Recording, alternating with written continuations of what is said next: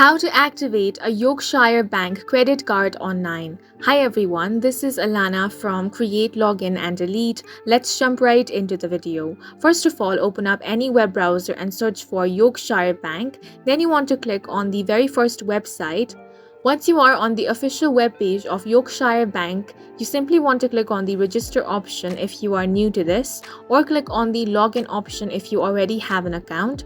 Here it says internet banking has moved, so you have to click on the option of continue to version money internet banking. Then it's going to bring you to this web page. Here you will have to enter your username or customer number. Then click on the continue option. In case you have forgotten your customer number, click on this link. After you click on the continue option, you will have to enter your password.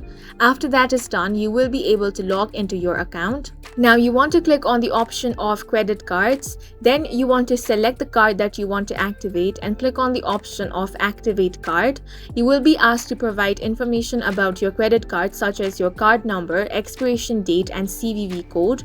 Yorkshire Bank may also require additional verification steps to ensure you are the rightful owner of the credit card. This could involve answering security questions or receiving a one-time passcode via email or SMS.